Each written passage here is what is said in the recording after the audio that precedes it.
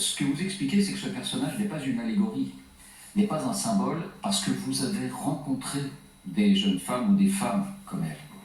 Écoutez, c'est l'ironie un petit peu qui s'impose. En Occident, on a l'impression que le fait de faire parler une femme qui a perdu la voix, c'est une allégorie de l'histoire qu'on ne peut pas raconter. Mais la réalité, ce sont des femmes et des hommes que l'on rencontre un peu. C'est une guerre, elle a coûté 250 000 morts à peu près. Elle n'a pas été, on ne peut pas l'effacer totalement, elle existe sur les corps des gens qu'on rencontre. Il suffit par exemple de plonger dans les archives des grandes agences de presse comme AFP, Reuters par exemple, et on retrouve un petit peu ce genre de cicatrices, ce genre de blessures, ce genre de corps et de silice sur les corps. Alors tout au long du livre, on découvre une société étouffante pour les femmes, étouffante pour les femmes à tous les niveaux. Et je vous ai entendu dire souvent, pour moi, lorsque les femmes ne sont pas libres, c'est moi qui ne me sens pas libre dans un pays. Absolument, ce n'est pas une posture, encore une fois, parce qu'on est toujours dans un rapport très tendu et de traîtrise quand on est un intellectuel qui se revendique. De traîtrise. Exactement.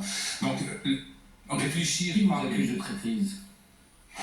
Tout le monde, les islamistes, les conservateurs, les populistes, les progressistes, les décoloniaux, les gens de gauche, les oisifs, les gens qui n'ont pas de lien apaisé avec l'Occident, les gens qui manquent de souveraineté affective, les gens qui ne sont pas libres en eux-mêmes. Je peux vous citer une trentaine de cas, mais on n'est pas là pour ça.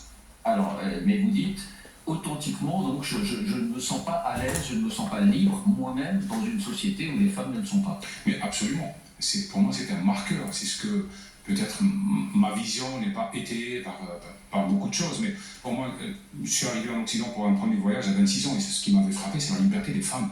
C'est quelque chose qui était de l'ordre de la révélation. Et je me posais la question, mais comment se fait-il? Et qu'est-ce que je ressentais dans un pays où les femmes étaient libres, pouvaient sortir le soir, etc. Donc, c'est une réflexion peut-être... Vous imaginez le contraire d'un orientaliste. Je suis arrivé en France comme un occidentaliste, c'est-à-dire je regarde les mœurs des autres et j'essaie de réfléchir sur leur progrès, leur dépassement, leur avancée par rapport à notre société. Est-ce que c'est pour cela que vous avez définitivement quitté l'Algérie? Parce qu'il y a un an, finalement, alors vous avez la nationalité française aussi, je crois, depuis 2020, mais vous décidez de quitter l'Algérie, de vous installer à demeure. C'est une question intime. Je ne veux pas confirmer une sorte de caricature. On a un régime par rapport à une population victime, etc. Moi, je ne crois pas à ça. Les choses sont beaucoup plus complexes. Le sentiment de liberté n'est pas uniquement par rapport à un cadre politique, je le conçois, pour l'Iran, pour d'autres pays, mais c'est quelque chose d'intime. Et les gens qui vous aiment peuvent aussi emprisonner votre vocation. Vous écrivez à quel prix?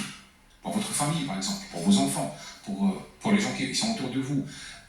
Vous êtes un peu entravé dans votre envie d'écrire. Et l'écriture, c'est une dissidence, c'est une digression permanente, c'est un sentiment physique de liberté. Si vous ne l'avez pas, vous n'écrivez pas. Je répète souvent dans les conférences que pour écrire un livre, il vous faut une table, une chaise et un pays. J'avais la chaise et la table, mais je n'avais pas vraiment le pays on en est dépossédé quelque part en Algérie. Pourquoi est-ce que d'une certaine manière on n'a jamais autant évoqué en Algérie, et on le voit sur la scène internationale encore récemment, où le président algérien Tebboune a parlé il y a 24 heures de génocide français en Algérie. Pourquoi est-ce qu'à mesure que cette guerre de décolonisation prend énormément de place en Algérie, on parle de moins en moins de cette guerre civile des années 90? Mais on ne parle pas de la guerre civile des années 90. C'est que ça n'obéit pas au casting. Vous savez, quand un occidental tue un musulman, cela s'appelle du néocolonialisme, de la guerre, de l'invasion, etc. Mais quand des musulmans tuent des musulmans, la somme est égale à zéro. On n'en parle pas. Ce ne sont pas des morts qui entrent dans le casting, dans l'affect global. Et puis, moi, je n'ai pas envie de mettre en équivalence la guerre de libération et la guerre civile. Les deux imposent un devoir de mémoire.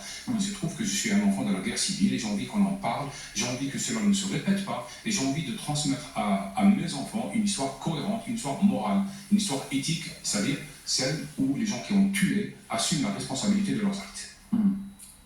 En France, vous le savez, il y a une culpabilité par rapport à cette guerre qui est encore très présente aujourd'hui et qui pèse sur les débats lorsqu'on parle de nos liens avec le Maghreb et avec l'Algérie en particulier. Est-ce qu'elle vous surprend?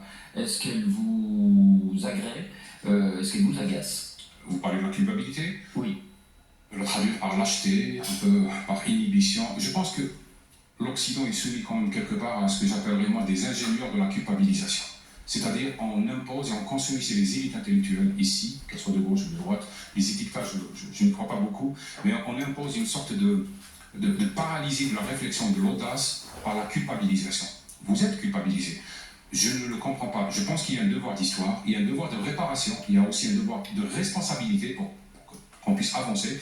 La réconciliation sur la mémoire, c'est une histoire franco-française et elle devrait le rester. Elle ne doit pas être soumise à une sorte de bilatéral qui va dans la surenchère, mais il se trouve que vous souffrez de culpabilité, de culpabilisation. Je ne sais pas si c'est à cause de la colonisation ou à cause du christianisme, parce que quand même, c'est une région où est née une religion de culpabilité aussi. Et je vous ai entendu dire aussi, ce à quoi j'ai assisté en Algérie et qui est aujourd'hui mis sous le boisseau, on a vu qu'il y a cette loi notamment qui vous aurait sans doute interdit d'écrire ce livre en Algérie, de résider en Algérie écrivant ce livre, mais vous dites ce que je vois en Algérie, j'ai l'impression parfois en France de le voir arriver.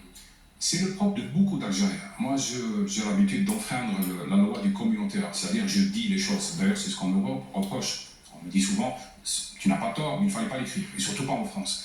Au fait, la plupart des Algériens de ma génération vivent la chose française comme une sorte de remake. On a l'impression qu'on est dans la même ascension de cet islamisme rampant, l'associatif, les stades, l'école surtout. L'école, encore une fois. C'est-à-dire, la France joue dans ces écoles pour moi. Les islamistes partout dans le monde, ils ont compris qu'ils ne pouvaient pas prendre les pouvoirs par les armes, ils ont renoncé en Égypte, en Turquie et ailleurs. Ils visent l'école. On fabrique l'islamiste au berceau, pendant que nous essayons de le convaincre à l'âge de trentenaire. Au fait, la France joue dans les écoles. C'est ici qu'il faut se battre pour le pacte républicain. C'est-à-dire mieux payer les enseignants, recruter de bons enseignants, mais au plus bas niveau, enfin le bas niveau, au premier niveau de la scolarité. La France jouera dans ces écoles, ni dans ces médias, ni à l'Assemblée, ni ailleurs. Si vous perdez l'école, vous perdez ce pays. Mais vous avez l'impression qu'on est à ce point somnambule devant ce défi, ou peut-être ce péril? Oui, sincèrement. Oui. Je ne sais pas par quoi, par culpabilité, par lâcheté, par déni, par paresse, par confort aussi. Mais vous êtes dans une sorte d'aveuglement consensuel qui a deux conséquences. Soit le déni d'un côté, soit la surenchère un peu politique de l'autre. C'est-à-dire vous êtes soit ce que j'appellerais moi des intellectuels érudits et totalement impuissants, soit des intellectuels de service de l'autre côté. Je suis sévère, mais bon, j'assume. Et pour vous, si nous sommes un peu somnambules, si nous sommes un peu aveugles face à ce qui se joue, c'est par souci d'inclusion. C'est vrai que c'est très délicat pour nous, par exemple, les journalistes. Lorsqu'on évoque ces sujets, il faut dire les choses, il faut mettre la réalité sur la table, et en même temps, nous avons toujours le souci d'éviter de montrer du doigt toute une partie de la population qui sont nos amis, des membres de famille aussi, des membres de nos familles aussi, et qui peuvent se sentir toujours montrés du doigt. Je le comprends, mais moi c'est une décision que j'ai prise il y a des années. Je ne suis pas responsable des interprétations, je suis responsable de ma parole. Et aucune prise de parole n'est gratuite. Si on veut à la fois parler et ne rien dire, avancer mais tout en reculant, signifier mais en insignifiant, entre guillemets, je m'excuse pour le néologisme, ça peut sauver un peu le confort, on peut mieux dormir le soir, mais ce n'est pas une posture. Vous croyez que c'est facile pour moi de prendre parole? Ce n'est pas facile pour moi, mais j'accepte l'addition. J'entre dans un restaurant, je paye ce que je commande. Et ce que je commande maintenant, c'est ma liberté et je la paye. Donc vous pensez que nous devrions voir des signaux que nous refusons de voir, des signaux d'un entrisme culturel, peut-être politique, de l'islamisme? Culturel, ça veut dire quoi? Parce qu'on est quand même arrivé en France à cristalliser les choses. C'est-à-dire maintenant, quand on parle de culturel, on parle de voile, on parle de religion. Mais la culture dans le monde dit arabe n'est pas le voile et la religion. C'est beaucoup d'autres choses. Pourquoi vous êtes arrivé à ne voir la culture d'autrui que dans le voile, par exemple, dans le voile des femmes ou dans la burqa, etc. La culture dans le monde dit arabe, elle est vaste, elle est riche, elle ne se réduit pas à un bout de tissu. Donc, il faudrait trouver le courage intellectuel d'être des Français de l'universalité, des républicains forts, courageux, mais sans exclusion, sans racisme, sans facilité. Parce que l'un comme l'autre, ce que je dirais moi, la culpabilité et la contrition, c'est juste le revers de la médaille du repli sur soi et du racisme. Il faudrait être courageux. Par exemple, face au voile. Parce que pour vous, le voile, c'est pas un vêtement anodin, c'est une la manifestation d'une intention. Mais absolument. Moi, je suis frappé par... j'ai vu un dessin animé américain où il y avait une jeune fille voilée. Je me suis dit, mais au fond, ça vient d'où? Ça vient de cette illusion due à la culpabilité qui voudrait voir dans le voile le signe culturel de quelqu'un d'autre que nous devons reconnaître. Et j'ai écrit quelque part que c'est autant... c'est un peu confondre les chaînes aux pieds et des bracelets en or aux chevilles. Ce n'est pas la même chose. C'est un signe politique. C'est un signe Ce politico-religieux. n'est pas un signe politique, c'est un uniforme politique. Alors, vos questions, vos réactions, peut-être sur le livre, ce que certains d'entre vous l'ont lu, peut-être sur ce qu'on vient d'évoquer. Rim. Moi, je viens du Liban en partie, et aussi au Liban, après une très longue guerre civile, on a délibérément choisi l'amnésie pour pouvoir continuer de vivre ensemble. Mais au Liban, les gens parlent de la guerre tout le temps, entre eux, à la télévision. Les politiques se balancent ça à la figure assez régulièrement. Et donc, on a choisi une amnésie, mais on en parle sans jamais vraiment résoudre le problème. Et je me demande un peu comment est-ce que toute une population, il me semble, en Algérie, se prive d'en parler, puisqu'ils l'ont vécu eux-mêmes dans leur chair, d'après ce que j'entends. Alors, que les choses soient claires, moi j'ai écrit un roman sur l'oubli et le devoir de mémoire. Et c'est comment on arrive à définir le bonheur parfois par le devoir de mémoire et parfois par l'oubli, qui est aussi une définition du bonheur possible. L'interdiction de parole, elle n'est pas là, comme on n'est pas dans 1984 en disant le moindre mot est prononcé. Donc, non, elle est plus insidieuse. La parole sur une guerre doit être portée institutionnellement. Des enquêtes, des collectes de témoignages, des films, des livres, des romans. Beaucoup de choses. On approche les victimes, leurs descendants. On assume la responsabilité éthique de la chose. Ce n'est pas le cas. Donc l'interdiction de parole, elle est là. De l'autre côté, elle se conjugue au fait qu'il y a un silence dû, pour moi, il est dû peut-être à un sentiment de peur et de honte. Parce que c'est une guerre honteuse. La première, elle était quand même épique. C'était contre les Français, l'armée française, etc. La seconde, c'est la fin du mythe de la fraternité. C'est un suicide collectif. Et donc, cette parole-là, elle est un peu ambiguë. Moi, je rencontre beaucoup de gens, quand je signe dans les librairies, des Algériens souvent, qui viennent vers la fin, ils me regardent, je signe le livre, ils se mettent à pleurer. Et je sais pourquoi. Et ils savent qu'est-ce que j'ai écrit, mais on n'a pas assez de mots. L'héroïne de ce roman n'arrive pas à parler. Et pour moi, c'était très clair dès le début. Comment raconter une histoire qu'on ne peut pas raconter? La peur et la honte. La peur et la honte, Vincent. En voyant tout à l'heure les images qui illustraient le début du propos de Lucille au sujet du roman de Kamel Daoud, je me suis aperçu que les images étaient de Révisane, janvier 1998. Et ça a réveillé en moi un souvenir vivace. J'ai couvert pour l'Express cette décennie de plomb, chaque fois que j'ai pu obtenir un visa pour Alger, ce qui n'était jamais très simple. Et je me souviens qu'en janvier 1998, à la même époque, il y a eu à Sidi Hamed, c'est un village qui se trouve pas très loin de l'aéroport Ouari Boumedienne, donc d'Alger, en lisière de la plaine d'Al-Metidja. Il y a eu un gigantesque massacre où 26 écoliers, parmi 150 villageois, avaient été tués dans des circonstances que j'épargnerai aux téléspectateurs. Et j'y suis retourné quelques semaines après, et parmi ces écoliers, il y avait 9 rescapés. Et avec leur institutrice, ils avaient écrit un texte qu'ils ont chanté devant le visiteur que j'étais, qui disait ceci: pourquoi nos parents ont été égorgés? Pourquoi, papa, m'as-tu abandonné? Il y avait cette idée aussi terrible que ressentent tous les rescapés de tous les grands carnages du monde, de n'avoir pas pu sauver les siens. Et je me souviens qu'au moment où il y a eu cette loi, que j'estime scélérate, qui a été évoquée à 2 reprises ici, je me suis dit, mais qu'est-ce qui restera dans l'esprit de ces garçons, de ces filles, de leurs parents, ceux qui ont survécu, si on leur interdit par une sorte de loi d'amnésie d'État simplement d'évoquer dans l'espace public ce qui a été vécu. Et donc en fait, toute la trame du roman de Kamel Daoud m'a totalement précipité dans ces souvenirs-là. Le 7 octobre, il y a un an tout juste, d'une certaine manière, ça a des points communs dans la barbarie. Les scènes que vous décrivez, parfois crûment, parfois de façon... vous dites, j'ai enlevé 80% des passages où je décrivais ces scènes de massacre. Qu'avez-vous tout simplement, à quoi avez-vous pensé le 7 octobre 2023? On ne peut pas penser immédiatement. On ne va pas se mentir. C'est une grosse émotion, c'est quelque chose qui nous déstabilise. On se met à penser 2 semaines plus tard. Et c'est ce qui fait que même ma réponse maintenant, elle doit être prudente. Non pas parce que j'ai peur de quoi que ce soit. C'est par éthique. Je me dis que pour le moment, il y a les Israéliens qui meurent, il y a les otages qui sont otages, il y a les Palestiniens qui meurent à Gaza. Nous avons droit peut-être à des postures, pas à un avis. Et ce qui fait que ma parole est réservée sur ce sujet-là. Je ne suis pas là-bas, je ne suis pas en train de mourir et je n'ai pas envie de souscrire à cette sorte de folklore pro ou anti-palestinien, parce que c'est facile pour nous, à la fin de l'émission, on va rentrer chez nous. Donc il faut garder une mesure. Maintenant, par rapport au reste, je trace toujours la colonne. Je me dis, mais un an après, qui a gagné et qui a perdu? Israël ne gagne pas militairement, à l'évidence. D'un point de vue moral, ça reste très fragile. L'Occident a perdu moralement, du moins face aux propagandes de l'international de gauche ou des décoloniaux. La gauche dans le monde arabe, elle a perdu parce qu'elle est devenue une sorte d'idiot utile ou un rapport de servilité vis-à-vis des islamistes. Les causes humanitaires du reste du monde ont perdu.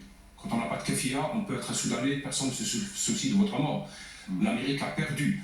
Les régimes aussi arabes sont très fragilisés maintenant. Ils sont entre les deux. On ne manifeste pas dans le monde arabe, on ne bloque pas les universités dans le monde arabe, etc. Quand vous faites le bilan, qui a gagné? C'est l'international islamiste. C'est la seule qui a gagné. Et elle a gagné depuis le début, et elle continue à gagner jusqu'à maintenant. Maintenant, elle a ses idiots en Occident, et elle continue encore de gagner. Qui se soucie véritablement d'un État palestinien ou de la terre palestinienne? Les Palestiniens eux-mêmes disent que le monde arabe aime la Palestine, mais n'aime pas les Palestiniens. Donc on le sait. Donc, je garde de la prudence, je garde de la réserve, et je garde un droit à la décence dans la prise de parole. Ceci dit, pour répondre à votre question, le mode opératoire, que ce soit au Taliban, que ce soit à Daesh, que ce soit ailleurs, on est dans une sorte de mode opératoire qui disqualifie les causes nobles. Pour moi, la cause palestinienne a perdu beaucoup depuis qu'elle a été hamasisée et depuis qu'elle est iranisée. Moralement, comment voulez-vous vous en sortir? Quelle serait cette liberté? J'ai dit à un Algérien un jour qui m'a reproché mes propos, j'ai dit, mais imaginez l'Algérie libérée en 1962 par le Front islamique du Salut. Qu'est-ce que ça aurait donné à la fin? La liberté, c'est un droit pour tout le monde et pour les Palestiniens. Mais dans ce cas-là, on n'est pas dans la quête de liberté. On est dans autre chose. Dominique. J'ai une question sur l'école, parce que comme vous, je pense qu'effectivement, c'est un sujet essentiel.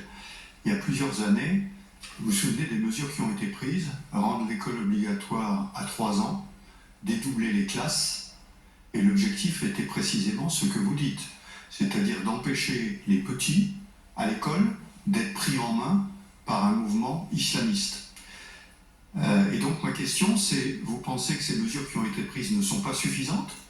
Et ma deuxième question, c'est les frères musulmans, il faut les nommer, parce que ce sont les frères musulmans qui ont cette volonté et qui sont très bien outillés et qui organisent très bien les choses, d'avoir cette volonté d'installer un État islamiste au sein de nos sociétés, contrairement à la laïcité qui en France est notre sauvegarde contre cette menace. J'ai l'impression que nous fonctionnons sur des paradigmes d'État, de drapeaux, de nations, etc., que de l'autre côté, on fonctionne sur un registre qui est totalement différent. On ne croit pas aux drapeaux et aux frontières. Le monde, c'est le monde, il doit être converti. L'universalisme est né avec le catholicisme. Il faut imaginer maintenant une sorte d'universalisme dévoyé qui vise le monde. Le monde doit être converti. Mais ça a été toujours l'ambition de tous les totalitarismes. Les communistes ont commencé avec l'idée que le monde doit être communiste. Les catholiques ont commencé avec cette idée que le monde doit être converti. Maintenant, c'est le tour des islamistes qui croient que le monde doit être converti. Maintenant, pour répondre à votre question sur l'école, je ne suis pas là depuis longtemps, je ne permettrai pas des jugements sur l'effort des autres, etc. Mais je pense qu'il y a un ensemble. Il y a une lutte éditoriale, il y a une lutte culturelle, il y a de l'accès à la culture, mais aussi il faut impérativement, je me permets, une force de la loi républicaine. Parce que c'est un rapport de force, ce n'est pas un rapport de contrition, de culpabilité ou de raison, c'est un rapport de force. La République doit protéger tout le monde, à mon avis. Et si quelqu'un comme moi est venu vivre dans ce pays, c'est parce qu'il y a une République qui protégerait autant mon islamité, mon arabité, ma culture, mon amour pour Apollinaire ou d'autres écrivains, ce que je suis, etc. En fait, on n'arrive pas à expliquer, peut-être même aux musulmans, que la meilleure protection pour l'islam, c'est la laïcité. C'est que simplement. La meilleure protection pour l'islam, c'est la laïcité. Oui, parce qu'on irait vers la foi convaincue, on n'irait pas par ambition politique. Joséphine. Je souscris à ce que vous avez dit, votre témoignage est très poignant, merci. Je pense que ce qui est important, et on l'a dit un peu à travers cette émission, mais peut-être qu'on ne le dit pas assez, il faut vraiment nommer le mal, et c'est un courage politique que de nommer le mal. Aujourd'hui, le mal, un des mots, bien évidemment, mais le mal contre lequel on peut tous tomber d'accord, c'est le terrorisme islamiste. Et ça gangrène le monde entier et en premier lieu les pays musulmans. La Fondation pour l'innovation politique a publié l'actualisation de son enquête sur le terrorisme islamiste dans le monde. Et on voit que depuis 1979 qu'ils ont fait cette enquête, le terrorisme islamiste ne cesse de grossir, de grandir, de faire des victimes. Et on parle de centaines de milliers de victimes. C'est énorme et ça, finalement, on ne le dit pas assez. Et que si on ne nomme pas le mal, on ne peut pas mettre les moyens à côté. On n'ose pas. Oui, je pense que d'une certaine manière, et ça l'est dit pour plein de raisons, on n'ose pas le nommer, on n'ose pas le nommer assez. Alors, bien sûr que si, lorsqu'il y a un attentat en Europe, on va nommer ce mal et on va dire qu'on va lutter contre le terrorisme islamiste, mais la question c'est est-ce qu'on en fait assez, et est-ce qu'on en fait assez ailleurs aussi pour lutter à la racine contre le terrorisme islamiste. Kamel Daoud. Deux commentaires. Peut-être qu'il faudrait préciser encore une fois qu'on ne peut pas gagner contre les islamistes si on ne récupère pas les musulmans. C'est une question technique très très très simple. La deuxième des choses, c'est que vous avez commencé par dire que c'est une guerre mise sous boisseau en Algérie. Mais vous oubliez aussi, je me permets, de dire que l'Occident, à l'époque, a fermé les yeux. Les islamistes étaient salués comme des victimes, spoliées de leur victoire. Les islamistes étaient hébergés ici. Parce qu'il y a eu, on va le rappeler pour ceux qui nous regardent, des élections en 92. Le Front islamique du salut, qui était la vitrine politique de ces islamistes, avait gagné, était sur le point de gagner les élections, elles avaient été annulées. Exactement. Et l'Occident a découvert l'islamisme, entre guillemets, que le jour où il a été touché. Mais avant, que vaut un mort musulman tué par un islamiste de l'autre côté? Rien. Il faut rappeler que le GIA a effectivement frappé en France, c'était les attentats de 94 ou 95, si ma mémoire est bonne. Merci beaucoup Kamel Daoud, c'est très intéressant de vous